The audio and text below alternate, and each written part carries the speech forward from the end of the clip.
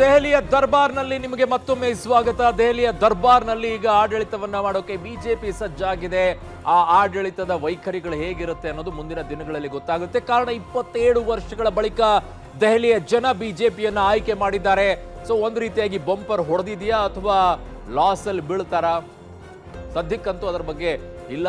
ಒಂದು ಜೋಶಲ್ಲಂತೂ ಬಿಜೆಪಿ ಇರುತ್ತೆ, ಹೊಸ ಹೊಸ ವಿಚಾರಗಳು ಕಾಣಿಸಂತೂ ಸಿಗುತ್ತೆ. ಬಟ್ ಈ ವಿಚಾರದಲ್ಲಿ ಈಗ ಸೋಲು ಮತ್ತು ಗೆಲುವಿನ ಲೆಕ್ಕಾಚಾರಗಳನ್ನ ಸಹಜವಾಗಿ ಗೆದ್ದಿರುವಂತ ಮತ್ತು ಸೋಲುತ್ತಿರುವಂತ ವಿಚಾರದಲ್ಲಿ ಬಂದೇ ಬರುತ್ತೆ. ಏನ್ ಕಾರಣಗಳು? ಸೋತಿರೋದಕ್ಕೆ ಏನ್ ಕಾರಣ? ಗೆದ್ದಿದ್ದಕ್ಕೆ ಏನ್ ಕಾರಣ? ಈ ಡೀಟೇಲ್ಸ್ ಅನ್ನ ನಿಮ್ ಮುಂದೆ ಹೇಳ್ತಾ ಹೋಗ್ತೀನಿ. ದೆಹಲಿ ಚುನಾವಣೆಯಲ್ಲಿ ಬಿಜೆಪಿಗೆ ಪ್ರಚಂಡ ಜಯ ಸಿಕ್ಕಿದೆ. ಬಿಜೆಪಿ ಗೆಲುವಿಗೆ ಕಾರಣಗಳೇನು? ಆಮ್ ಆದ್ಮಿ ಪಕ್ಷದ ಸೋಲಿಗೂ ಕೂಡ ಪ್ರಮುಖ ಕಾರಣಗಳಿವೆ. ಅವು ಏನು? ಪಬ್ಲಿಕ್ ಟಿವಿಯಲ್ಲಿ ಕಂಪ್ಲೀಟ್ ಆಗಿರುವಂತ ಡೀಟೇಲ್ಸ್ ಅನ್ನ ನಿಮ್ಮ ಮುಂದೆ ಇಡ್ತೀವಿ ನಾವು. ಈಗ ಲೆಕ್ಕಾಚಾರಗಳು ಹಲವು ರೀತಿಯಲ್ಲಿ ಇರುತ್ತೆ. ಸ್ಥಳೀಯವಾಗಿರುವಂತಹ ಸಮಸ್ಯೆಗಳು ಕೂಡ ಇರ್ತವೆ. ಅದು ಯಾವ ರೀತಿಯಾಗಿರುತ್ತೆ ಅನ್ನುವಂಥದ್ದನ್ನು ಕೂಡ ನೋಡಬೇಕು. ಮೇನ್ ಆಗಿ ಕೆಲವೊಂದಿಷ್ಟು ಅಂಶಗಳನ್ನು ಹೇಳ್ತೀವಿ. ಸ್ಥಳೀಯವಾಗಿ ದೆಹಲಿಯಲ್ಲಿ ಗಲ್ಲಿಗಳಲ್ಲಿರುವಂತಹ ರಸ್ತೆಗಳು ಸರಿ ಇಲ್ಲ. ನೀರಿನ ಬಿಲ್ಲನ್ನು ಕೊಟ್ಬಿಟ್ರು 30-35 ಸಾವಿರ ರೂಪಾಯಿ. ಇವ್ರದೇ ಅಧಿಕಾರದಲ್ಲಿ ಇವರೇ ಕೊಟ್ಬಿಟ್ಟು ನಾವೇ ಆಮೇಲೆ ಬಂದ್ಮೇಲೆ ಮನ್ನಾ ಮಾಡ್ತೀವಿ ಅಂತ ಹೇಳಿದ್ರಲ್ಲ, ಏನ್ ಕತೆ ಅಂತ ಹೇಳಿ. ಈಗ ಅತಿ ಮುಖ್ಯವಾಗಿ ನಿಮಗೆ ಪ್ರಧಾನಿ ನರೇಂದ್ರ ಮೋದಿ ಅವರ ವರ್ಚಸ್ ನೋಡಿ. ಇದು ಹೇಗೆ ಮಾಡ್ತಾರೆ ಅಂತಂದ್ರೆ, ಸೋತಾಗ ಅವರ ವರ್ಚಸ್ ಅಲ್ಲ, ಸ್ಥಳೀಯ ನಾಯಕರ ಸಮಸ್ಯೆ ಅಂತ. ಗೆದ್ದಾಗ ಮಾತ್ರ ವರ್ಚಸ್ಸು ಮೋದಿ ಅವರದ್ದು ಅಂತ ತೋರಿಸ್ತಾರೆ. ಇನ್ನು ಆದಾಯ ತೆರಿಗೆ ವಿನಾಯಿತಿ, ಇದು ಡೆಫಿನೆಟ್ಲಿ ವರ್ಕೌಟ್ ಆಗಿದೆ. ಕಾರಣ ಮಧ್ಯಮ ವರ್ಗದಲ್ಲಿರುವಂಥವ್ರು ಹೆಂಗಪ್ಪ ಟ್ಯಾಕ್ಸ್ ಕಟ್ಕೊಂಡು ಕೂತ್ಕೊಳ್ಳೋದು, ಅದನ್ನ ಆಯ್ತು ಇದಾಯ್ತು ಅಂತೇಳಿ 12 ಲಕ್ಷದವರೆಗೂ ಲಿಮಿಟೇಷನ್ ತಂದು ಬಿಟ್ರಲ್ಲ, ಖುಷಿ ಆಗ್ಬಿಟ್ರು. ಒಂದು 50ರಿಂದ 1 ಲಕ್ಷದವರೆಗೂ ಕೂಡ ಉಳಿತಾಯವಾಗುತ್ತೆ ಅನ್ನುವಂಥ ಲೆಕ್ಕಾಚಾರ. ಇನ್ನು ಮುಸ್ಲಿಂ ಮತದಾರನ ಬೆಂಬಲ ಪಡ್ಕೊಂಡಿರೋದು ಇದು ಬಹಳ ಮುಖ್ಯವಾಗಿದ್ದು. ಇದು ಹೊಸ ಸ್ಟ್ರಾಟಜಿಯನ್ನ ಬಿಜೆಪಿ ಮಾಡ್ಕೊಂಡಿದ್ದು. ಮೌಲ್ವಿಗಳೇ ಹೋಗಿ ಪ್ರಚಾರವನ್ನ ಮಾಡ್ತಾ ಇದ್ರು, ಬಿಜೆಪಿ ನಮ್ಮ ವಿರೋಧಿಗಳಲ್ಲ, ನಮ್ಮ ಜೊತೆಗೆ ನಿಂತ್ಕೊಳ್ತಾರೆ, ವೋಟ್ ಹಾಕೋಣ ಈ ಬಾರಿ ಬಿಜೆಪಿಗೆ ಅಂತ ಹೇಳಿ. ಸೊ ಆಮ್ ದುರಾಡಳಿತ ಮತ್ತು ಆಡಳಿತ ವಿರೋಧಿಯಲ್ಲಿ, ಆಪ್ನ ದುರಾಡಳಿತ ಮತ್ತು ಆಡಳಿತದ ವಿರೋಧಿಯಲ್ಲಿ. ಕಾರಣ ಭ್ರಷ್ಟಾಚಾರದ ವಿಚಾರ ಆರೋಪ ಬಂತು, ಹೇಳಿದಂತೆ ನಡ್ಕೊಳ್ಳಿಲ್ಲ ಅನ್ನುವಂಥದ್ದು. ಕೆಲವು ಕೊಟ್ಟರು, ಕೆಲವು ಬಿಟ್ರು ಅಂತ ಹೇಳಿ. ಶೀಶ್ ಮಹಲ್ ಮತ್ತು ಯಮುನಾ ಅಸ್ತ್ರ. ಶೀಶ್ ಮಹಲ್ ಅಂತಂದ್ರೆ ಅರವಿಂದ್ ಕೇಜ್ರಿವಾಲ್ ಅವರ ನಿವಾಸ ಏನಿದೆ, ಅದಕ್ಕೆ 30 ಕೋಟಿಯನ್ನ ಖರ್ಚು ಮಾಡಿ ಅದಕ್ಕೆ ವೈಭವೀಕರಣವನ್ನ ಮಾಡಿಕೊಂಡ್ರು ಅಂತೇಳಿ ಆರೋಪ.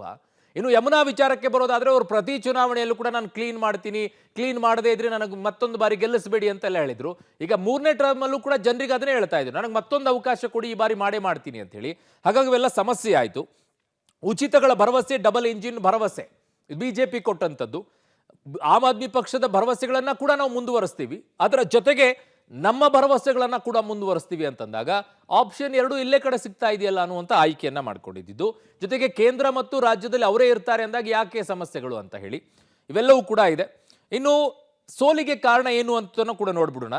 ಸಾಲು ಭ್ರಷ್ಟಾಚಾರ ಆರೋಪ, ನಾಯಕರು ಜೈಲುವಾಸ ವಹಿಸಿರೋದು, ಅಸ್ಥಿರ ನಾಯಕತ್ವ, ಪೊಳ್ಳು ಭರವಸೆಗಳನ್ನು ಕೊಟ್ಟಿರೋದು, ಕಾಂಗ್ರೆಸ್ ಪ್ರತ್ಯೇಕ ಸ್ಪರ್ಧೆಯನ್ನ ಮಾಡಿದ್ದು, ಅದರಿಂದ ಮತ ವಿಭಜನೆ ಆಗಿದ್ದು, ಆಂತರಿಕ ಕಲಹ ಉಂಟಾಗಿದ್ದು, ಸಾಲು ರಾಜೀನಾಮೆಯನ್ನು ಕೊಡುವಂಥ ಪರಿಸ್ಥಿತಿ ನಿರ್ಮಾಣವಾಯಿತು. ಕೈಕೊಟ್ಟಿದ್ದು ಮಹಿಳೆಯರು, ಯುವ ಮತದಾರರು. ಮಹಿಳೆಯರ ವಿಚಾರದಲ್ಲಿ ಬಹುದೊಡ್ಡದಾಗಿ ಬಿಜೆಪಿಯು ಕೂಡ ಹೆಚ್ಚಿನ ರೀತಿಯಾದಂತಹ ಭರವಸೆಯನ್ನ ಕೊಟ್ಟರು. ಫ್ರೀ ಬೀಸ್ನಲ್ಲಿ ಮಹಿಳೆಯರಿಗೆ ಆದಂತಹ ಸಮಸ್ಯೆ ಏನಾಯ್ತು? ಇಲ್ಲಿ ಒಂದು ಲೆಕ್ಕಾಚಾರವನ್ನು ಅರವಿಂದ್ ಕೇಜ್ರಿವಾಲ್ ಹಾಕೊಂಡಿದ್ರು. ಅತೀಶ್ಯವರನ್ನ ತಂದ್ರೆ ಮಹಿಳೆ ಸಿಎಂ ಮಾಡಿದ್ದಾರೆ ಅಂತ ಹೇಳ್ಬಿಟ್ಟು ತಂದಿಡುವಂತ ಕ್ಯಾಲ್ಕುಲೇಷನ್ ಅನ್ನ ಹಾಕಿದ್ರು. ಬಟ್ ಅದು ವರ್ಕೌಟ್ ಆದಂಗೆ ಕಾಣಿಸ್ತಾ ಇಲ್ಲ. ಮಹಿಳೆಯರಿಗೆ ಅಷ್ಟೆಲ್ಲ ಫ್ರೀಯಲ್ಲಿ ಬಸ್ ಓಡಾಡಕ್ಕೆ ಅವಕಾಶವನ್ನ ಮಾಡಿಕೊಟ್ಟಾಗಲೂ ಸಹ ಏನಾಯ್ತು? ರಾಜ್ಯ ಕಾಂಗ್ರೆಸ್ ನಾಯಕರು ಕೇಳಿಸ್ಕೊಳ್ಳಿ, ರಾಜ್ಯ ಕಾಂಗ್ರೆಸ್ ನಾಯಕರು ಕೇಳಿಸ್ಕೊಳ್ಳಿ, ದೆಹಲಿಯಲ್ಲಿ ಆಮ್ ಆದ್ಮಿ ಪಕ್ಷವು ಕೂಡ ಉಚಿತ ಭರವಸೆಗಳನ್ನೇ ಕೊಟ್ಟಿತ್ತು. ಮಹಿಳೆಯರಿಗೆ ಬಸ್ಸಲ್ಲಿ ಓಡಾಡಕ್ಕೇನೆ ಕೊಟ್ಟಿದ್ದು. ಆ ಮಹಿಳೆಯರು ನಿಮ್ಮ ಕೈ ಹಿಡಿತಾರೆ, ಯಾವಾಗ ತಿರುಗಿ ಬೀಳ್ತಾರೆ ಅಂತ ಗೊತ್ತಾಗ. ಆಮ್ ಆದ್ಮಿ ಪಕ್ಷಕ್ಕೂ ಇದೇ ಆಗಿದೆ. ಕರೆಂಟ್ ಫ್ರೀ, ಬಸ್ ಫ್ರೀ, ನೀವು ನೀರು ಕೊಟ್ಟಿಲ್ಲ, ನೀವು ನೀರಿನ ದರ ಏರಿಕೆ ಮಾಡಿದ್ರೆ ಅವ್ರು ನೀರು ಫ್ರೀ, ಎಲ್ಲ ಫ್ರೀ ಕೊಟ್ಟ ನಂತರವೂ ಕೂಡ ಆಮ್ ಆದ್ಮಿ ಪಕ್ಷದ ಪರಿಸ್ಥಿತಿ ಹಿಂಗಾಗಿದೆ. ಪುಟಾಣಿಯಾಗಿರುವಂಥ ರಾಜ್ಯದಲ್ಲಿ, ಇದು ದೊಡ್ಡದಾಗಿರುವಂಥ ರಾಜ್ಯ, ಇಲ್ಲಿ ಜನಸಂಖ್ಯೆನೂ ಜಾಸ್ತಿ. ಹೇಗೆ ನಿಭಾಯಿಸ್ತೀರ?